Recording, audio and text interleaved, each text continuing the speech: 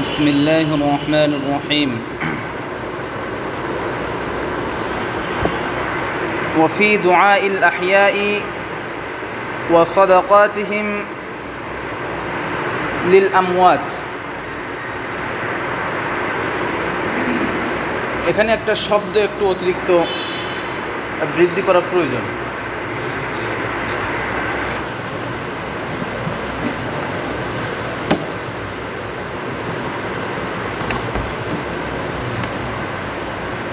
তো এখানে আছে ওয়াফি দুআইল আহইয়াই ওয়া সাদাকাতিহিম লিল আমওয়াত। এখানে ওয়া সাদাকাতিহিমের পরে একটা শব্দ হলে ভালো হয়। বিভিন্ন আরবি গ্রন্থে আরবি যে নুসখাগুলো রয়েছে এতে এটা অন্তর্ভুক্ত রয়েছে, সেটা হলো মানফাআতুন। বলা হচ্ছে ওয়াফি দুআইল আহইয়াই, জীবিত ব্যক্তিদের দোয়া, ওয়া সাদাকাতিহিম এবং তাদের দান সাদকা এটা মানফাআতুন লিল আমওয়াত, মৃত্যুদের জন্য উপকারে আসে। এ ব্যাপারে আমরা বিশ্বাস স্থাপন করি। তাহলে যারা জীবিত রয়েছে তাদের দোয়া, জীবিতদের দোয়া, ওয়াফি দুআইল আহইয়া, যারা জীবিত রয়েছে জীবিত ব্যক্তিদের দোয়া, ওয়া সাদাকাতিহিম এবং তাদের সাদাকা, দান সাদাকা যা আছে এটা মানফাআতুন লিল আমওয়াত, মৃত্যুদের জন্য উপকারী, এটা মৃত্যুদেরকে উপকৃত করে।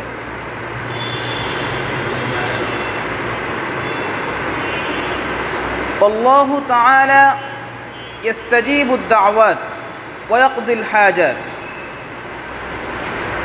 আর আল্লাহ তাআলা, আমরা এই বিশ্বাস রাখি যে আল্লাহ তাআলা ইস্তাজিবুদ দাওয়াত, তিনি বান্দার দোয়া কবুল করেন,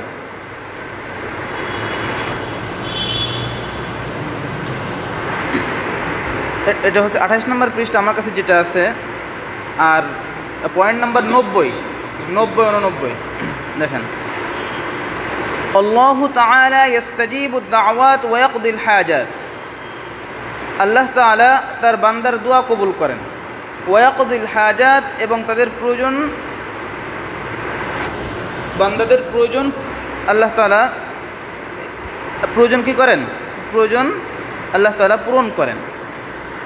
তাহলে ইয়াকদি মানে পূরণ করা, হাজাত মানে তাদের যত প্রয়োজন রয়েছে।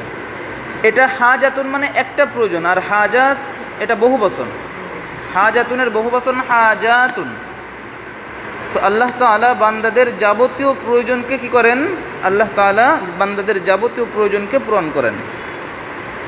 ওয়ায়ামলিকু কুল্লা শাইইন ওয়ালা ইয়ামলিকুহু শাইউন। আল্লাহ তাআলা সব কিছুরই মালিক। আমরা এই বিশ্বাস রাখি যে ওয়ায়ামলিকু কুল্লা শাইইন, আল্লাহ সকল কিছুর মালিক, সব কিছুর মালিক আল্লাহ তাআলা।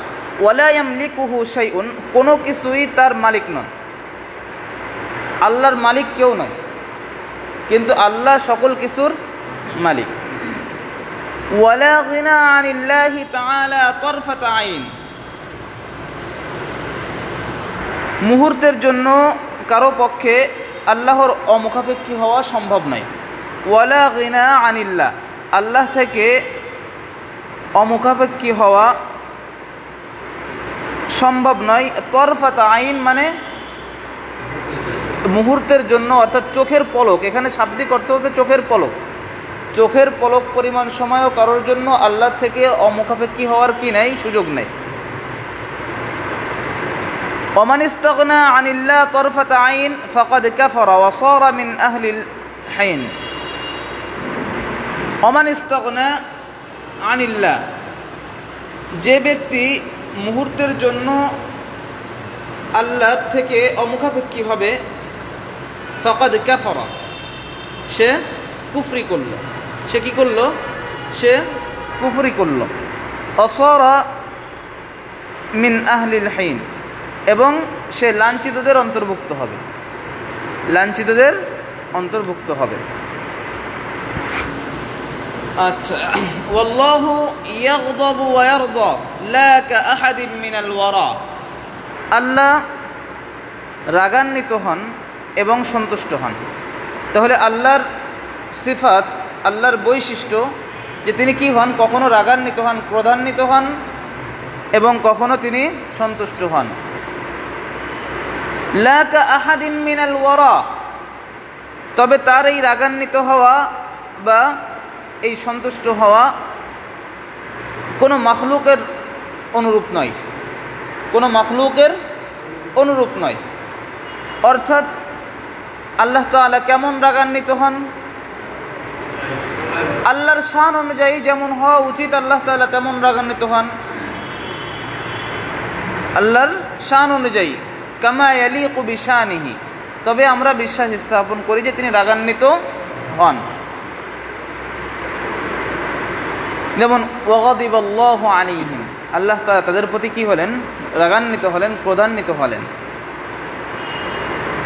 অনুরূপভাবে রাদিয়াল্লাহু আনহুম ওয়া রাদু আন, আল্লাহ তাদের প্রতি সন্তুষ্ট হয়েছেন এবং রাদু আনহু, এবং তারাও আল্লাহর প্রতি সন্তুষ্ট হয়েছে। আচ্ছা,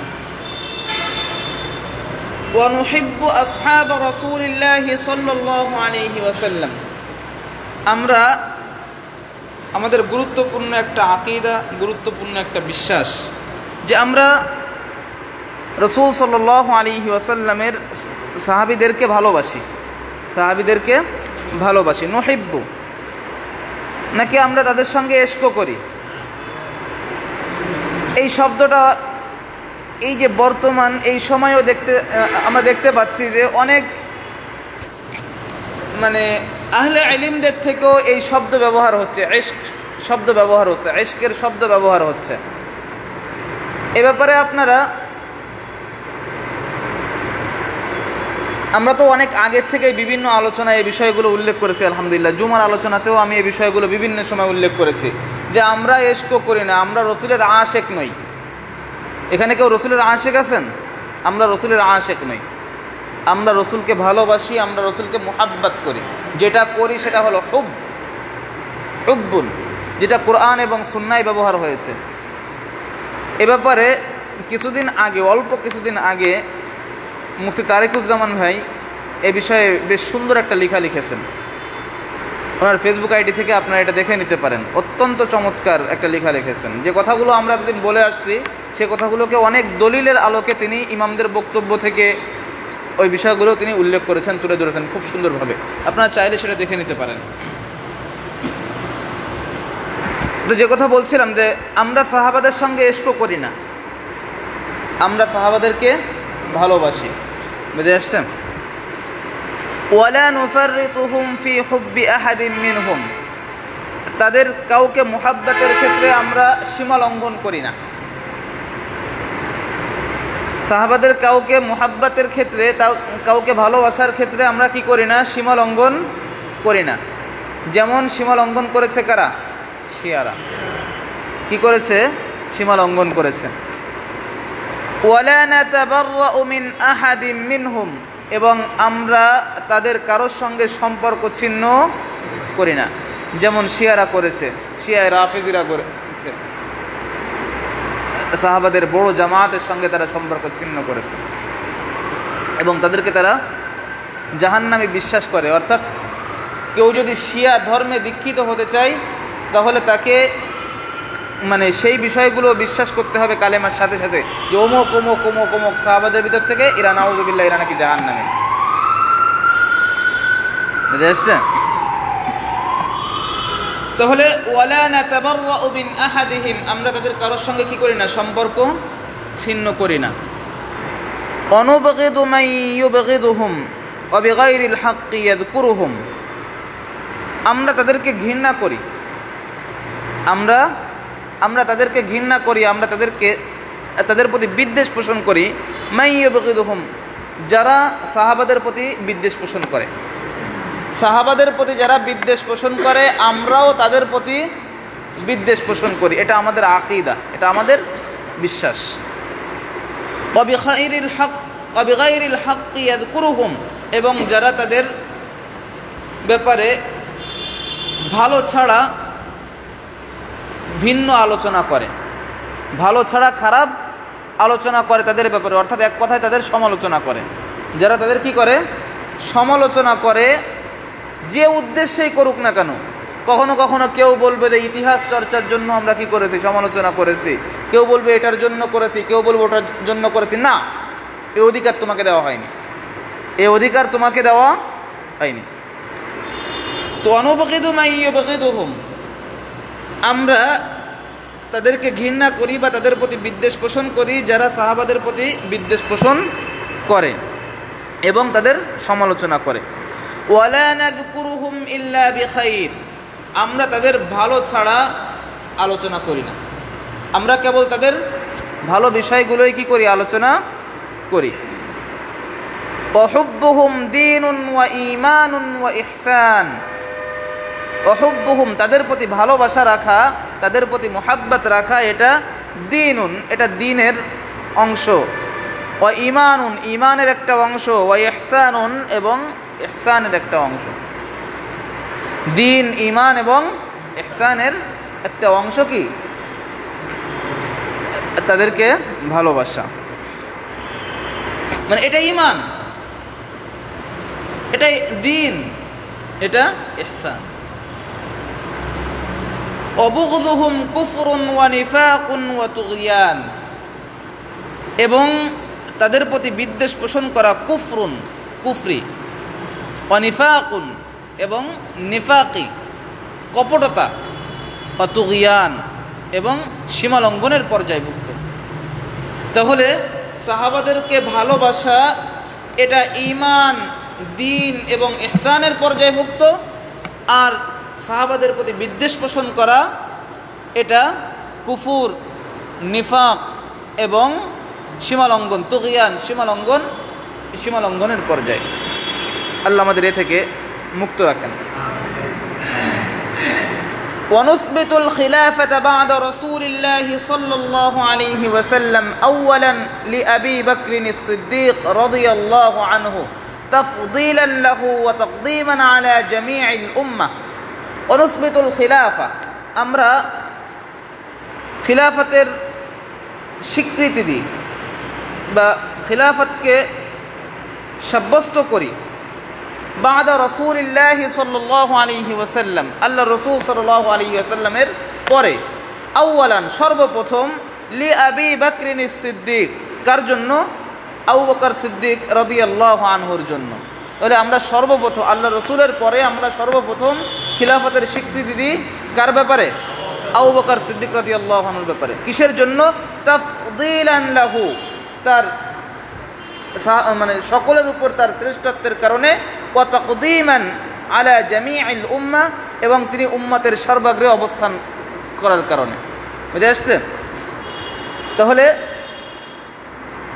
এখানে একটু অনুবাদের থেকে আমার অনুবাদটা একটু ভিন্ন হয়ে গেছে। এখানে অনুবাদের ভিতর আমি একটু সমস্যা মনে করেছি, তাফদীলান লাহু ওয়া তাকদীমান আলা জামিইল উম্মাহ, কারণ এখানে আমরা কেন তার জন্য সাব্যস্ত করি সেই কারণ হিসেবে মানে দেখানো হয়েছে যে আমরা কি করি, তার জন্য সর্বপ্রথম খিলাফতের স্বীকৃতি দিই। এর কারণ হলো যে আমরা মানে এর মূল কারণ কি? মূল কারণ হচ্ছে তাফদীলান লাহু, সর্বশ্রেষ্ঠ মর্যাদার অধিকারী হওয়ার কারণে এবং সকলের অগ্রে অবস্থান করার কারণে, সকল উম্মতের অগ্রে অবস্থান করার কারণে আমরা তার জন্য এটা করি। কিন্তু এখান থেকে সেটা আলাদাভাবে বুঝে আসছে না যে এটা হলো কারণ, এটা হলো কি আমাদের ওই ইসের কারণ।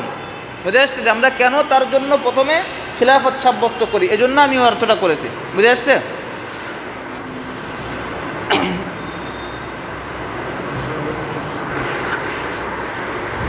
সুম্মা লিউমর ইবনুল খাত্তাব রাদিয়াল্লাহু আনহু, এরপরে উমর ইবনুল খাত্তাব রাদিয়াল্লাহু আনহুর জন্য। সুম্মা লিউসমান রাদিয়াল্লাহু আনহু, এরপরে উসমানের জন্য রাদিয়াল্লাহু আনহু। সুম্মা লিআলী ইবনে আবি তালিব রাদিয়াল্লাহু আনহু, এরপরে আলী ইবনে আবি তালিব রাদিয়াল্লাহু আনহুর জন্য আমরা কি করি? খিলাফতকে সাব্যস্ত করি পর্যায়ক্রমে। ওহুমুল খুলাফাউর রাশিদুন, আর তারা হচ্ছেন খুলাফায়ে রাশিদুন, ওয়াল আইম্মাতুল মাহদিয়ুন, এবং এবং কি হিদায়াতপ্রাপ্ত ইমাম তারা, হিদায়াতপ্রাপ্ত ইমাম তারা। এখানে আমরা খিলাফতের ব্যাপারে যে কথাগুলো বললাম এটা আমরা আল্লাহর নবী সাল্লাল্লাহু আলাইহি ওয়াসাল্লামের ভবিষ্যৎবাণী অনুযায়ী, যে তিনি বলেছেন আল খিলাফাতু বাদি 30 আম, আমার পরে খিলাফত থাকবে কত বছর? 30 বছর। তো এর ভিতর এই 4 জন এবং কিছুদিন বাকি থেকে যায়, সেটা হাসান ইবনে আলীর খিলাফতটা কেউ কেউ অন্তর্ভুক্ত করে থাকেন, কেউ কেউ ওই 6 মাসও অন্তর্ভুক্ত করে থাকেন, যার মাধ্যমে 30 বছর কি হয়? পরিপূর্ণ হয়ে থাকে। হাসান ইবনে আলী। হুসাইন রাদিয়াল্লাহু আনহুর বিষয় কিন্তু এখানে আসছে না, বুঝে আসছে? এটা হলো হাসান ইবনে আলী। তো হাসান রাদিয়াল্লাহু আনহু যিনি পরবর্তীতে কি করেছিলেন? মুয়াবিয়া রাদিয়াল্লাহু আনহুর হাতে ক্ষমতা হস্তান্তর করেছিলেন।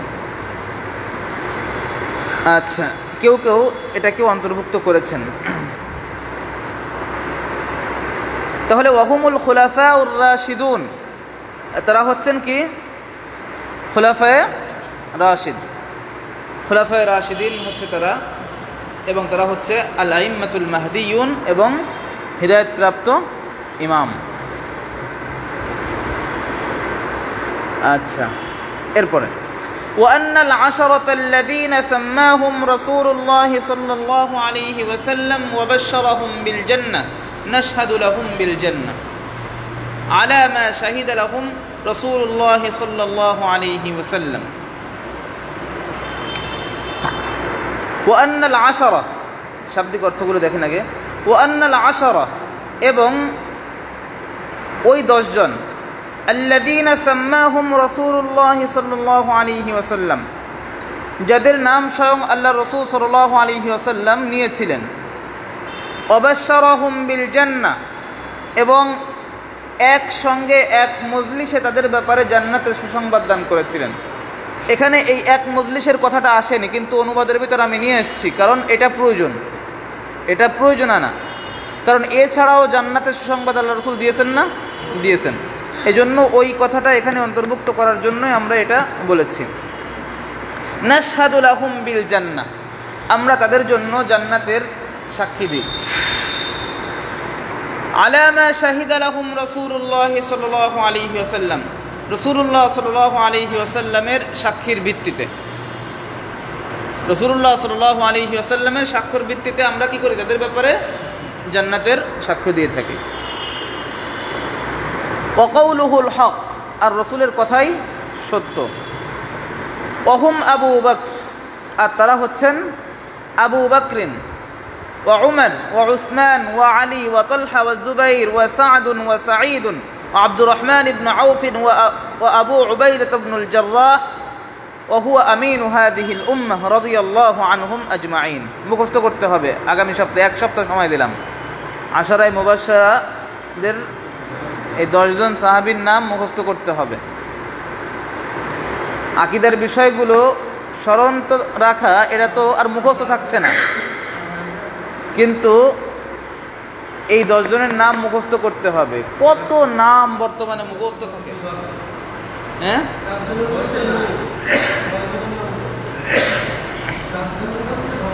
4 জনের নাম তো সবাই জানে, আবু বকর, ওমর, উসমান, আলী। এরপরে কি আছে?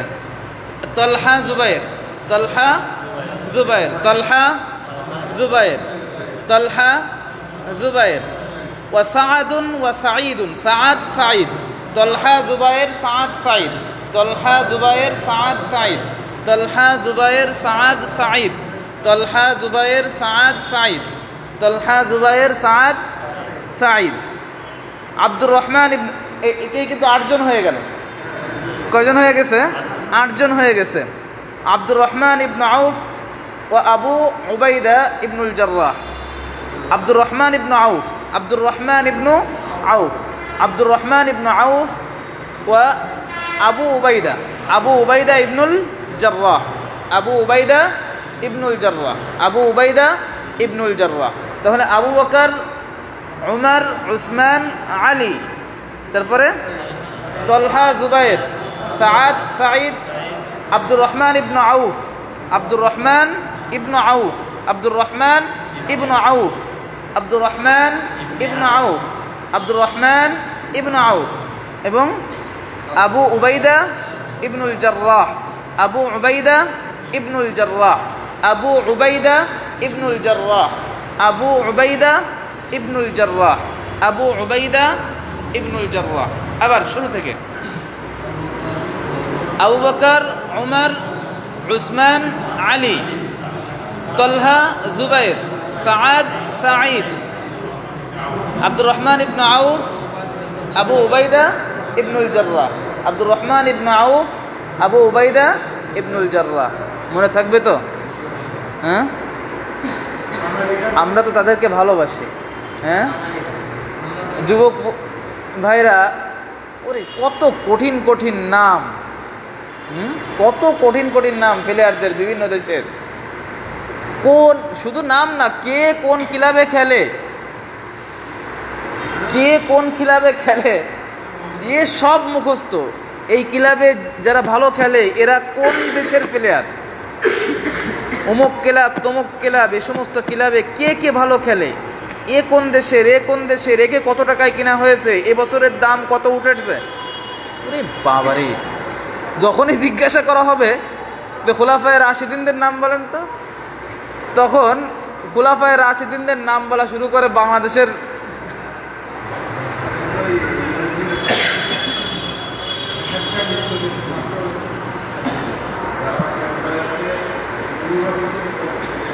জি আচ্ছা,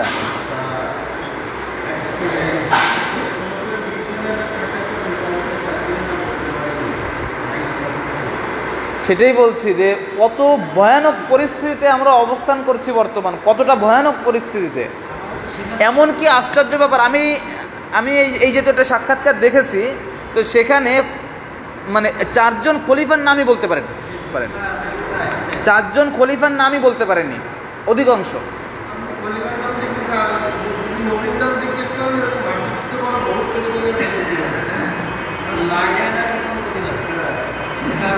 এরকম সম্ভবত এরকম একটা প্রশ্ন হয়তো ছিল যেখানে নবীদের নামের ভিতর সাহাবাদের 2-1 জনের নামও ঢুকাই দিয়েছে, নবীদের নামের ভিতর সাহাবাদের নামও ঢুকাই দিয়েছে। কতটা ভয়াবহ পরিস্থিতিতে আমরা বর্তমান অবস্থান করছি এবং কতটা বেশি দাওয়াতের কাজ, কতটা বেশি আমাদের দিনের জন্য কাজ করতে হবে। নূহ আলাইহিস সালাম তিনি তো রাত দিন একাকার করে ফেলেছিলেন, আমরা তো এখনো সেটা করিনি। আমরা দিনেও তো সম্পূর্ণ কাজ করছি না। প্রত্যেকে যে যে অবস্থানে রয়েছি সেই অবস্থানে থেকে আমাদের, কারণ তারাও তো আমাদের ভাই, আমাদের আপনজন, আমাদের কাছের লোক, তারা বিপদগামী হচ্ছে, তাদের দিন সম্পর্কে কোনো ধারণা নেই। এক ধরনের মন মানসিকতা কেমন যেন নাস্তিক্যবাদী মন মানসিকতা, মানে ধর্ম নিয়ে তাদের কোনো চিন্তা নেই, কোনো চিন্তা নেই। অধিকাংশ মানে যুবক যুবতীর এই অবস্থা, মানে ধর্মীয় অনুশাসন বলতে যে একটা জিনিস রয়েছে।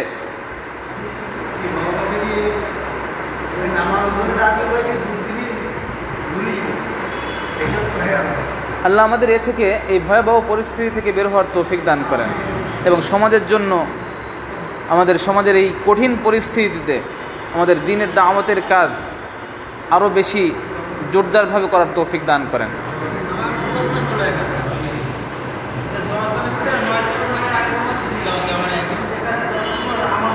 ওহুয়া আমিনু হাযিহিল উম্মাহ, আবু উবাইদা ইবনুল জাররাহ রাদিয়াল্লাহু আনহুর একটা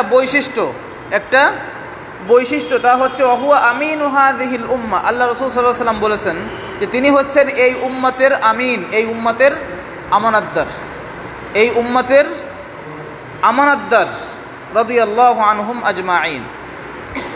এটা যে অন্য কারোর কোনো বৈশিষ্ট্য নাই এটা না, কিন্তু অন্য কারোর কোনো বৈশিষ্ট্য নাই, শুধুমাত্র তার বৈশিষ্ট্য আছে, বিষয়টা এমন নয়। আছে, বৈশিষ্ট্য আছে, এখানে উল্লেখ করা হয়নি। উনি শেষে রয়েছেন, ওনার নামের কি করা হয়েছে, যেহেতু সবাইকে এখানে সংক্ষেপে উল্লেখ করা হয়েছে। অন্যথায় আবু বকরের সঙ্গে তো as-সিদ্দিক শব্দ লাগানো হয়নি, ওমরের সঙ্গে আল ফারুক লাগানো হয়নি, উসমানের সঙ্গে দিন-নুরাইন শব্দ ই করা হয়নি, এরপরে আলীর সঙ্গে আসাদুল্লাহ এটা লাগানো হয়নি, আসাদুল্লাহিল জব্বার। হ্যাঁ,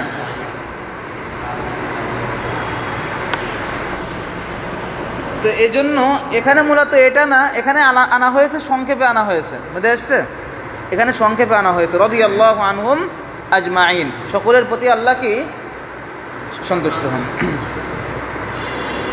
ومن أحسن القول في أصحاب رسول الله صلى الله عليه وسلم وأزواجه الطاهرات من كل دنس وذرياته المقدسين من كل رجس فقد برئ من النفاق আর রাসূলুল্লাহ সাল্লাল্লাহু আলাইহি ওয়াসাল্লামের সাহাবী কলঙ্ক হতে পুত পবিত্রতার স্ত্রীগণ প্রত্যেক অপবিত্রতা হতে পবিত্রতার সন্তান সন্ততি সম্পর্কে যে ব্যক্তি সর্বোত্তম কথা বলবে সেই কেবল মুনাফিকি হতে নিষ্কৃতি লাভ করবে। বুঝতে আসছে? তাহলে সাহাবাদের ব্যাপারে আল্লাহ নবী সাল্লাল্লাহু আলাইহি ওয়াসাল্লামের পবিত্রতমা স্ত্রীদের ব্যাপারে এবং তার সন্তান সন্ততিদের ব্যাপারে যারা স্বীয় কথাকে সর্বোত্তম করবে, অর্থাৎ তাদের ব্যাপারে উত্তম বাক্য উচ্চারণ করবে, এরাই কেবল কি থাকবে? নিফাকি থেকে মুক্ত থাকবে। যারা এটা করবে না তারা মুনাফিক। তারা কি হবে? মুনাফিক হবে। আল্লাহ নিফাকি থেকে আমাদেরকে হেফাজত করেন। আচ্ছা, এই পর্যন্ত থাক। হয়তোবা আগামী দিন আমাদের এটা শেষ হয়ে যেতে পারে। আগামী দিন হয়তোবা আমাদের এটা শেষ হয়ে যেতে পারে, আগামী দর্শে আর কি। হ্যাঁ, এরপরে আমরা যদি এর ব্যাখ্যা বিশ্লেষণের দিকে ইনশাআল্লাহ যাওয়ার চেষ্টা করব, ইনশাআল্লাহ আল্লাহ যদি আমাদেরকে সে তৌফিক দান করেন। সুবহানাকাল্লাহুম্মা ওয়া বিহামদিকা আশহাদু আল্লা ইলাহা ইল্লা আনতা আস্তাগফিরুকা ওয়া আতুবু ইলাইক। আসসালামু আলাইকুম ওয়া রাহমাতুল্লাহি ওয়া বারাকাতুহু।